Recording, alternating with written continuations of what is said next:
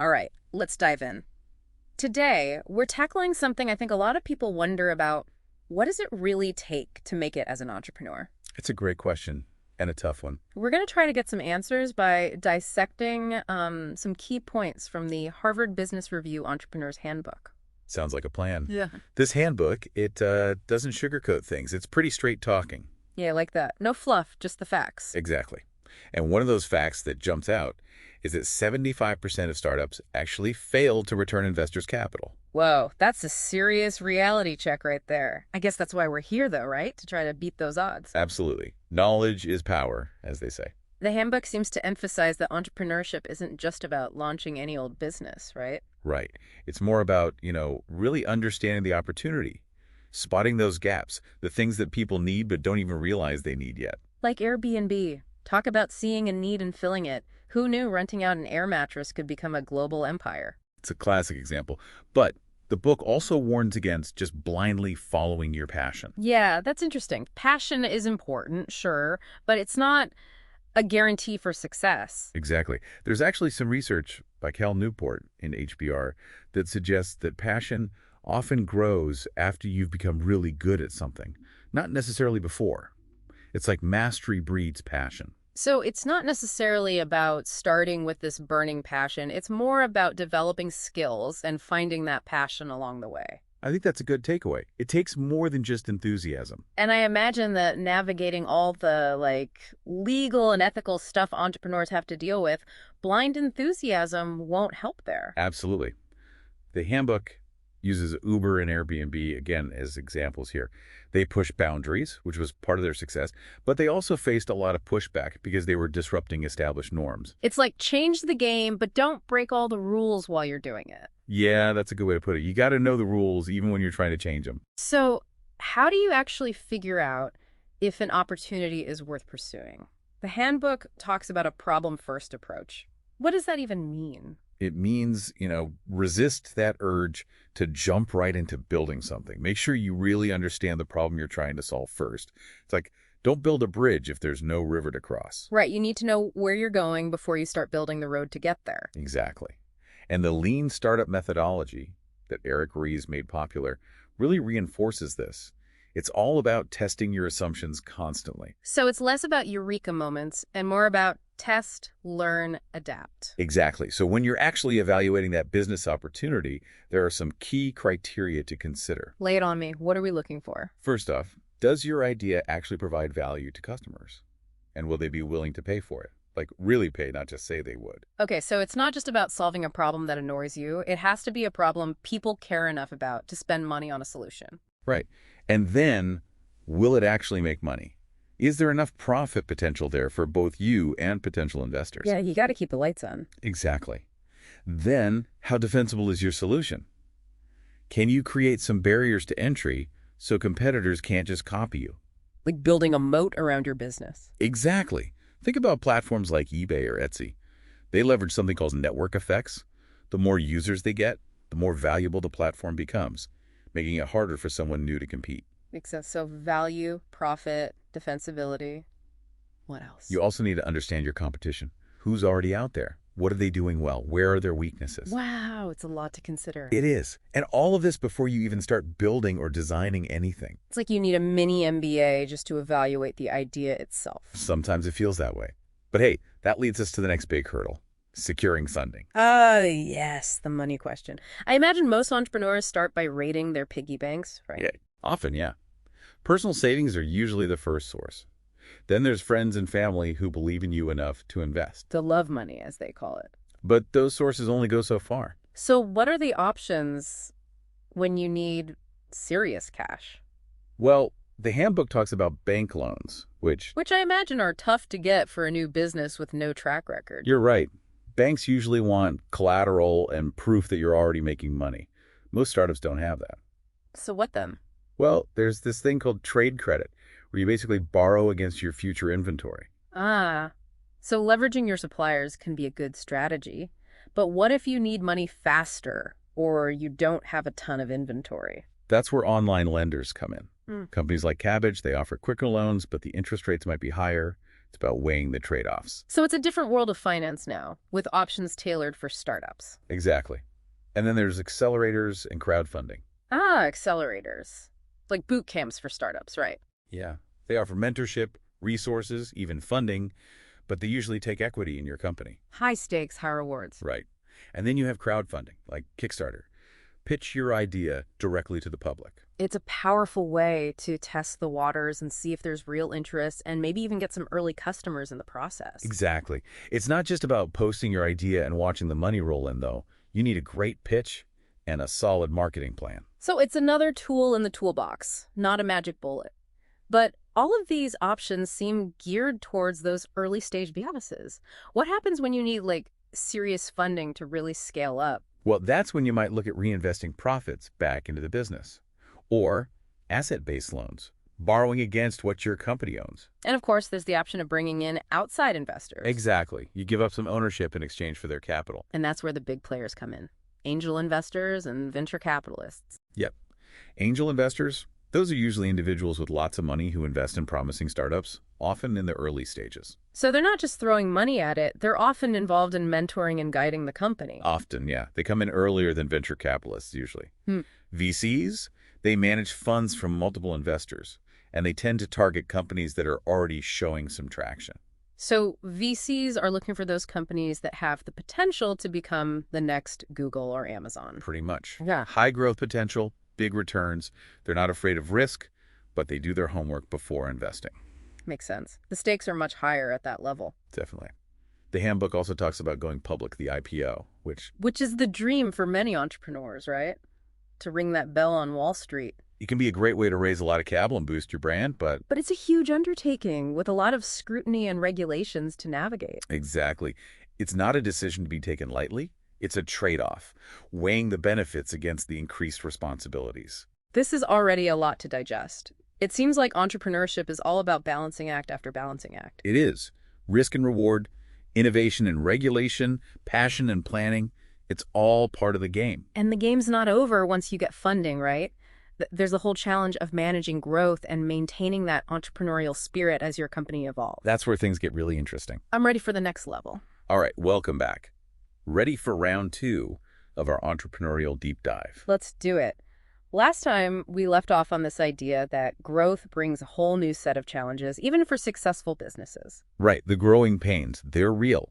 The Harvard Business Review Entrepreneur's Handbook, it acknowledges this big time. We were talking about how to manage that growth without losing the initial spark, that drive that got you started in the first place. Exactly. The handbook says that as your company grows, your marketing has to evolve. Things need to be more efficient. Yeah, you can't just keep doing things the same way when you're 10 times bigger. Right. And your leadership style, it often needs to adapt too. It's almost like trying to upgrade a car while you're still driving it. I imagine that can feel pretty chaotic. What's the handbook's take on navigating that transition? One of the key things is recognizing that, your role as a leader, it needs to change. What worked when you were a tiny startup, it might not work when you have a bigger team. So, as your company matures, how should your leadership style evolve with it? The handbook uses this idea of results-focused versus context-based management. Okay, break that down for me. Well, results-focused management, that's when you're super focused on hitting those early milestones, holding everyone accountable. It's really effective in the early stages. But as your team expands... Yeah, as you grow, context-based management becomes more important. It's about creating that environment where people can really thrive. Giving them more autonomy to make decisions without needing to run everything by you. Exactly. Building trust and collaboration, Micromanaging a team of 50. It's different from guiding a team of 5. Makes total sense. The book also talks about not losing sight of innovation amidst all the day-to-day chaos of running a bigger operation. Yeah, it's a tough balance. How do you stay efficient, but also keep encouraging creative thinking, taking risks? Yeah, that's the million-dollar question. What's their advice on that? They call it creating an ambidextrous organization.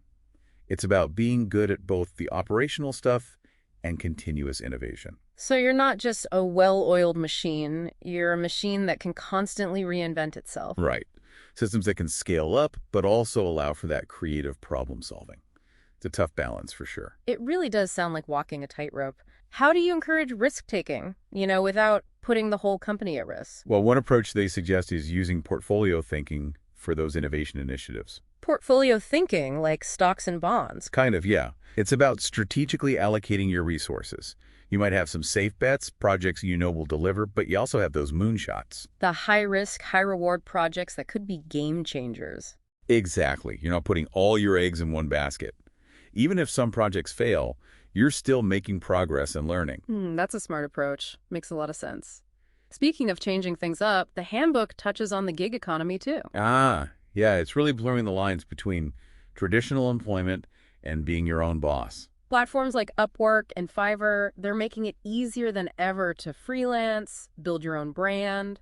It is. It's giving people a lot more freedom and control, often with less risk than starting a traditional business. It really feels like the future of work is changing right before our eyes. It definitely is. We're seeing this convergence of the traditional and the gig economy. Yeah. Companies are becoming more flexible, while gig workers are getting more, how do you say, sophisticated. Yeah, like they're building sustainable businesses, not just taking on one-off gigs. Exactly. It's not about picking one or the other anymore. It's more about finding that blend that works for you. It's all about adapting and evolving. Which brings us back to innovation. The handbook makes this point that it's not just about having great ideas, it's about managing the whole innovation process. Right. It's not a one-time thing. Innovation, it needs to be nurtured. Like a plant. You can't just plant a seed and expect it to thrive on its own. Exactly. You need to tend to it, give it the right conditions to grow. So, how do you create that environment that fosters innovation? What kind of culture supports that? The handbook talks about building a safe space, a culture where, you see failures as learning opportunities. So not punishing people for trying new things, even if they don't work out. Right. It's about encouraging calculated risks, trying things, seeing what happens. It's part of the process. But there's got to be some balance, right? You can't just have everyone running around trying crazy things with no direction. Definitely not. It's about finding that sweet spot between inspiration and execution. So having a system for evaluating those ideas, testing them in a structured way. Exactly. Using data to inform your next steps. It's not just brainstorming in a room and hoping for the best. Right. It's more deliberate. And the handbook brings back the portfolio thinking idea here too, right? Yes. It applies to innovation too. You manage those projects strategically. Some are safe bets, some are those riskier moonshots. It's like diversifying your innovation portfolio. Exactly. You're mitigating risk, maximizing potential. Makes sense. But even with a well-managed portfolio, innovation always has some uncertainty.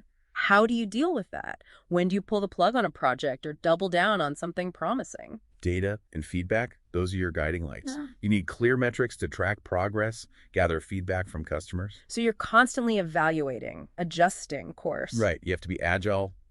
The business world, it's always changing. You got to adapt. This is all great advice, but not every entrepreneur has Google-sized resources. What about those solopreneurs or small businesses? Well, the first thing is to be really clear about your innovation goals. What are you actually trying to achieve? What problems are you solving? It's got to be aligned with your overall strategy. Exactly. Then create that environment where ideas can flow. Even if it's just a suggestion box or a regular brainstorming session. Small steps, big impact. Right. And don't underestimate the power of online communities, forums. There's a ton of resources out there. Tap into the collective wisdom. And remember, innovation doesn't always have to be this big disruptive thing. Exactly. It can be about improving what you already have, finding creative solutions to everyday problems. It's the little things that add up over time. Okay, let's shift gears a bit. The handbook emphasizes that a business is only as good as its people. Absolutely. You can have the best idea in the world, but without a great team. Yeah, it's not going anywhere. Especially for solopreneurs, I think it can be hard to let go of that control. It is. But as you grow, building that strong team, it's crucial. So how do you even go about finding those right people, the ones who are going to help you take it to the next level? It starts with shared values. Look for people who believe in what you're doing, not just someone with the right skills. Those culture ad hires, right? Skills are important, but they got to fit in with the overall vibe. Exactly. And then create an environment where everyone feels like they can contribute. Trust, communication, it's crucial. It's about building a team that's greater than the sum of its parts. Everyone working together towards a common goal. Exactly. Clear roles, open communication, a culture that values everyone's input. It's an ongoing process. And it all starts with the hiring process, right? It does. Finding those people who are not only talented, but also a good fit for your company culture. Speaking of challenges, how about time management? There are never enough hours in the day, especially for entrepreneurs. It's the eternal struggle. Mhm. The handbook talks about the importance of ruthless prioritization. Saying no to the things that aren't moving the needle. Exactly. Focus on the things that will have the biggest impact. But how do you decide what to prioritize when everything feels important? I struggle with that constantly. It helps to have that clear vision for your business. When you know where you're going, it's easier to see what tasks will actually get you there. So you're not just working hard, you're working smart. Exactly. And then you have to learn to delegate. You can't do everything yourself, especially as you grow. They can be so hard for entrepreneurs who are used to doing it all. I know. It's a control thing. But trust me, letting go is key to freeing up your time. So you become more like a conductor leading the orchestra instead of trying to play every instrument. Perfect analogy. And speaking of tools, technology is a huge part of this too, right? Oh yeah, all those apps and tools that promise to make you more productive, there are so many. There are. The key is to find the ones that address your specific pain points. So don't just jump on every new shiny tool that comes along. Right. Be strategic. Hmm. And make sure you and your team know how to actually use them. Otherwise, they become more of a burden than a help. Totally. But remember, time management isn't just about being productive. It's also about taking care of yourself. Ugh, the work-life balance conundrum, it always comes back to that. It does. It's easy to burn out when you're an entrepreneur. So you need to make time for the things that help you recharge. Exactly. Exercise, hobbies, spending time with loved ones. It's not selfish. It's essential. It's about taking care of yourself so you can take care of your business. Speaking of things entrepreneurs struggle with, competition is always looming, right? It is. But the handbook has a really interesting take on this. Lay it on me. They say that, competition, it's not necessarily a bad thing. It can actually be a source of motivation and learning. I like that perspective. Yeah, by studying your competitors, you can learn a lot about what works, what doesn't. It's like turning your competition into a research project. Exactly. You can get valuable insights. So how do you approach this research? Where do you even start? The handbook says start by identifying your key competitors, the ones who are most similar to you in terms of like what they offer, who their customers are. So knowing who you're up against and really understanding their strengths and weaknesses. Exactly. And then analyze their offerings, their pricing, their marketing. Get a full 360-degree view of what they're doing. Right.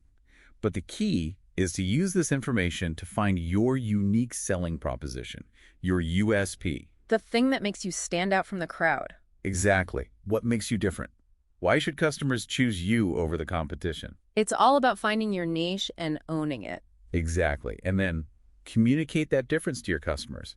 Make sure they understand what sets you apart. Make that difference meaningful to them. Yes. And remember, competition, it's always changing. You got to stay vigilant and adjust your strategies accordingly. It's a constant dance. But it sounds like competition can actually be a good thing if you approach it strategically. It can. It pushes you to innovate and improve. It keeps you on your toes. And remember, it doesn't always have to be a fight to the death. True. Sometimes competitors can even collaborate. There's power in working together, even with your rivals. This has been so eye-opening. I feel like I have a whole new perspective on competition. It's been great discussing this with you. But now, let's tackle something that can be a major source of anxiety for entrepreneurs. Managing risk. Ah, yes. Risk. The ever-present shadow of entrepreneurship. Every business decision, it comes with some level of risk. And for some entrepreneurs, that can be paralyzing. It can. Yeah. But the handbook, it offers this really useful framework for approaching risk management. I'm all ears. What's the first step? First, you got to identify the potential risks. What could go wrong? Think about market shifts, economic downturns, operational challenges, you name it. So conduct a thorough risk assessment. Consider all the potential threats. Exactly. And the handbook provides some tools to help you do this effectively. Okay, so you've identified the risks. Now what? How do you decide which ones to focus on? You evaluate the likelihood and impact of each risk. Some are unlikely, but if they happen, it's a disaster. Others might be more common, but less severe. So you prioritize the ones that could potentially sink your ship, the ones that pose the biggest threat. Exactly. Then you got to come up with strategies to mitigate those risks. Okay, give me some examples. What are some concrete steps entrepreneurs can take to reduce their exposure to these potential threats? It really depends on the specific risk, like worried about market changes. Maybe diversify your products, find new markets. So you're not putting all your eggs in one basket. Right. Worried about operational hiccups, Yeah. invest in backup systems, develop contingency plans. Always have a plan B. Exactly. And remember, risk management, it's not a one-time thing. It's ongoing. Things change constantly. So you're always assessing, adjusting, adapting. Exactly. It's all about being flexible. This framework is so helpful. It takes away some of that fear and uncertainty around risk. Glad to hear it. Now, how about we switch gears and talk about building a strong brand? Branding.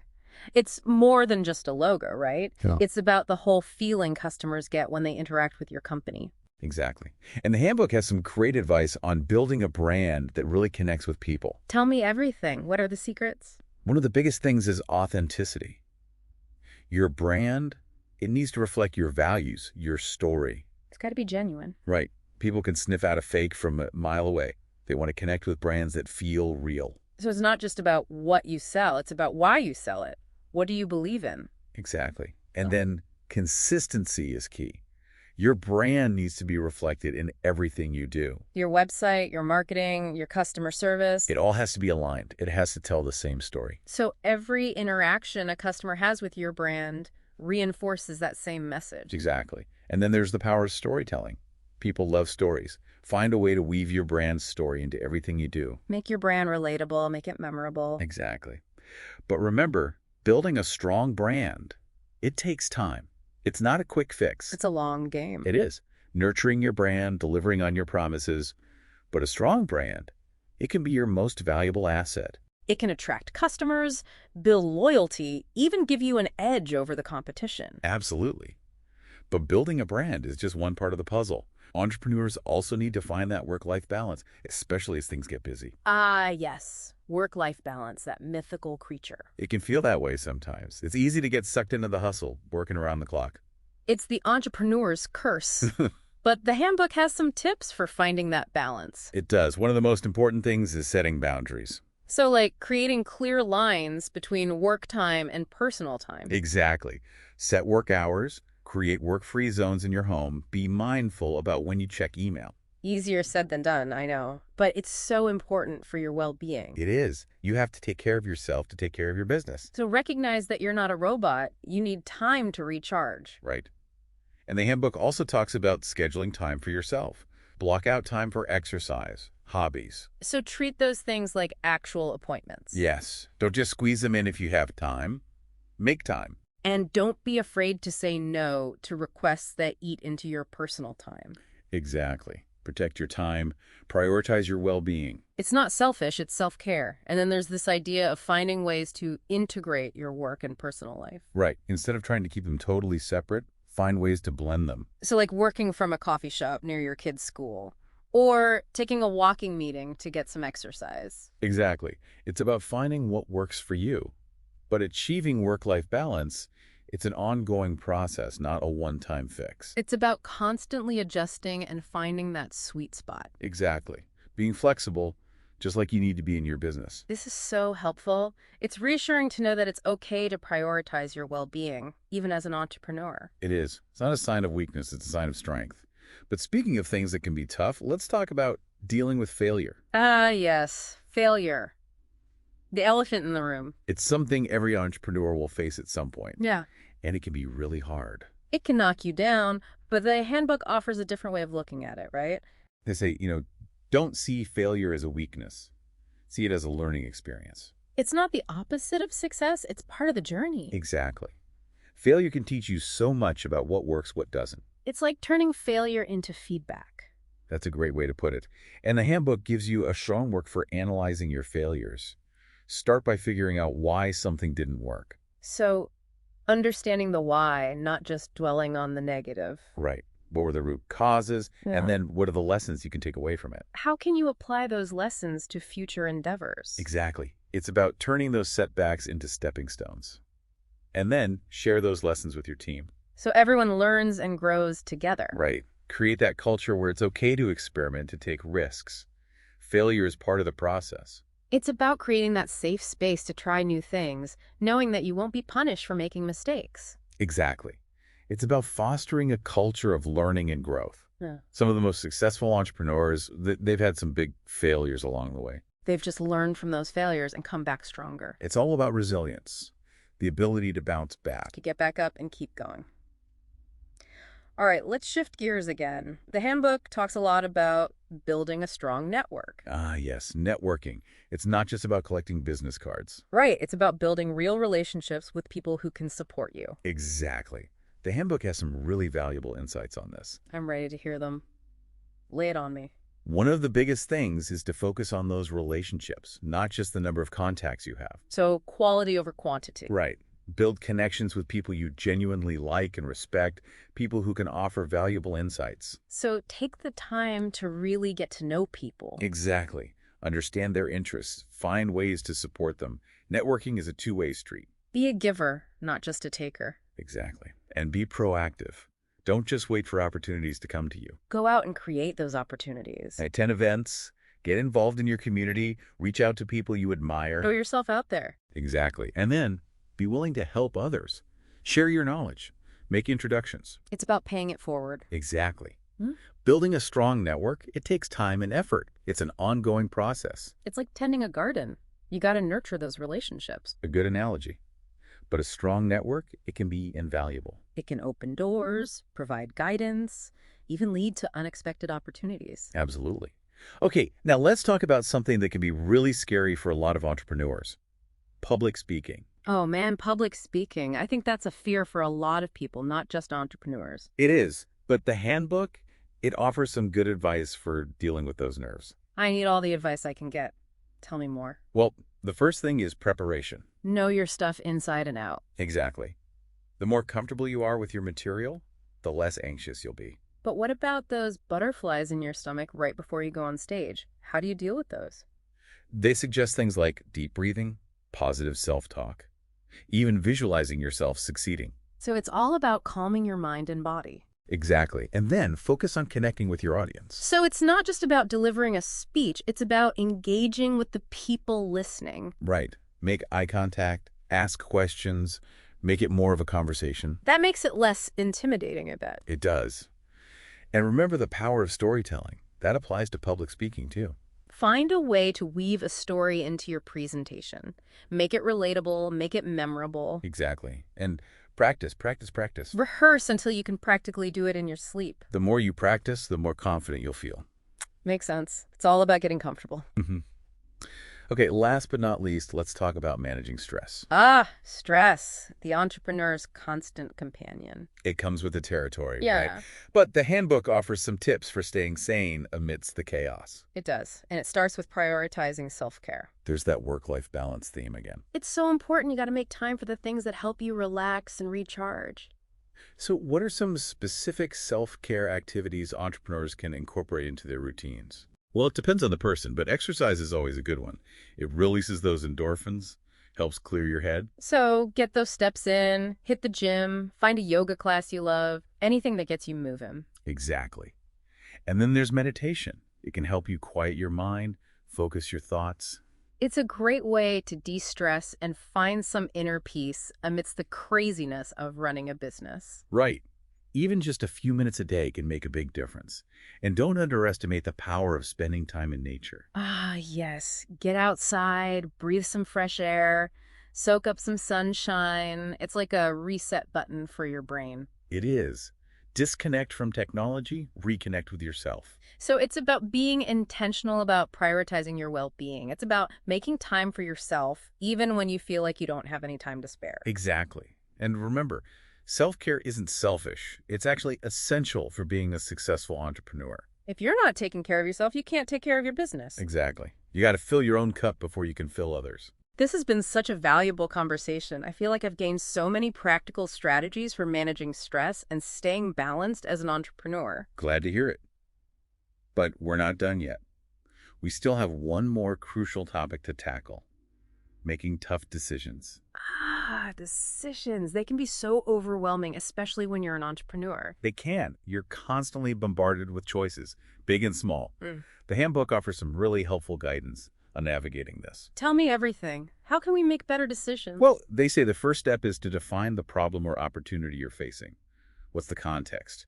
What are the potential outcomes? So really understand the decision you're making. Exactly. Then gather all the information you can. Do your research, analyze data, talk to advisors. Don't just rush into things blindly. Right. Make informed decisions, not impulsive ones. It's about gathering all the perspectives and information you need to make the best possible decision. But at some point, you got to stop analyzing and make a decision. Even the best decisions can have unexpected outcomes, so be prepared to adjust. So be flexible, be ready to pivot if things don't go as planned. Exactly. The business world, it's constantly changing. You got to be able to roll with the punches. Okay, but how do you know when you have enough information? When is it time to stop gathering data and just take action? That's a tough one. There's no easy answer.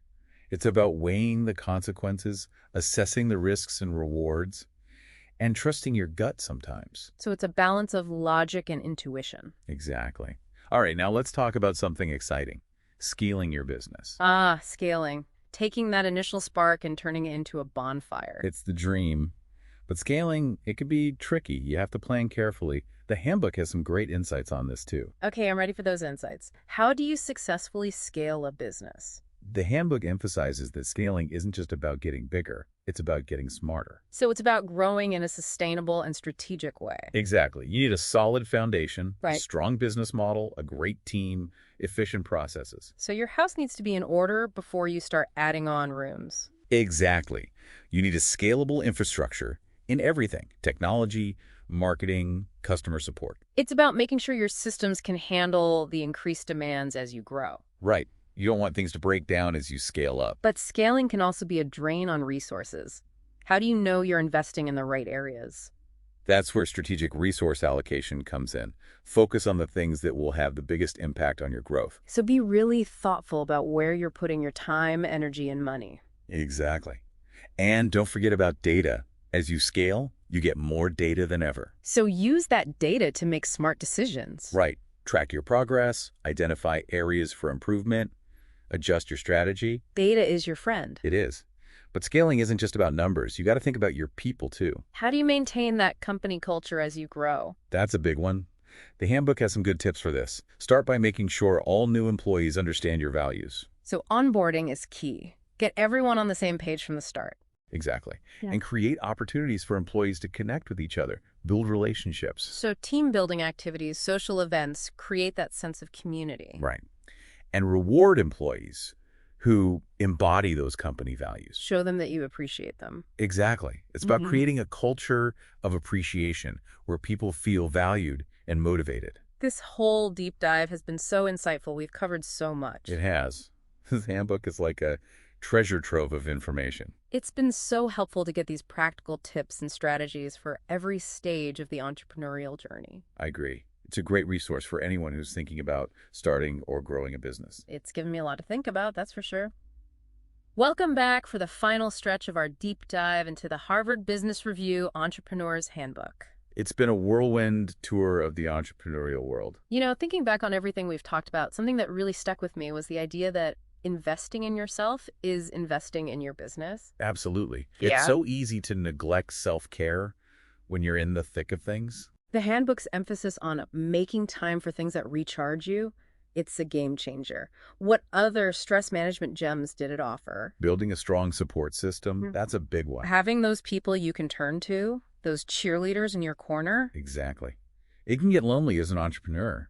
Having people who understand what you're going through makes a huge difference. Family, friends, mentors, other entrepreneurs, they can all provide that support. Right. And the handbook also emphasizes the importance of, setting realistic expectations. Not falling into the trap of thinking you have to be on 24/7. Exactly. It's a marathon, not a sprint. It's okay to make mistakes. It's okay to take breaks. Progress over perfection. And if you're feeling overwhelmed, don't hesitate to seek professional help. A therapist can give you tools to cope with stress. Sometimes you just need that extra support to navigate the challenges. No shame in that. Not at all. Okay, now let's talk about making tough decisions. Entrepreneurs are faced with them constantly. Ah, yes, the never-ending stream of choices. It can feel paralyzing sometimes. Yeah, it can.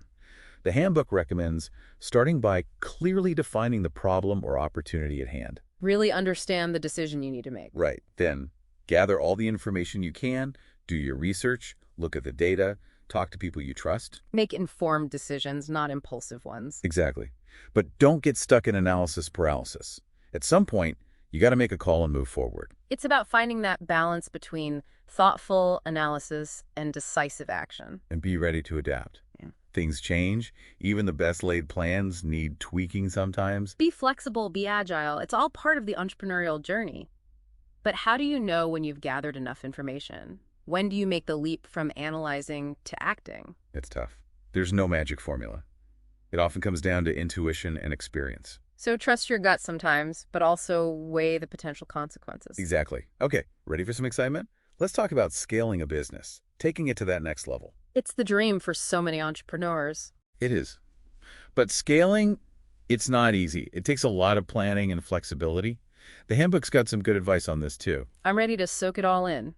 What are the key things to keep in mind when you're ready to scale? Well, the Handbook stresses that scaling isn't just about getting bigger, it's about getting smarter. So it's not just growth for growth's sake, it's about strategic and sustainable growth. Right. You need that strong foundation in place, your business model, your team, your processes. Make sure you've got your ducks in a row before you start expanding the pond. Exactly. You need a scalable infrastructure in everything: technology, marketing, sales. It's all about ensuring that your systems and processes can handle the increased demand.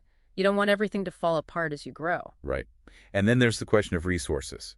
You have to be strategic about where you invest. Prioritize the areas that will have the biggest impact on your growth. Exactly.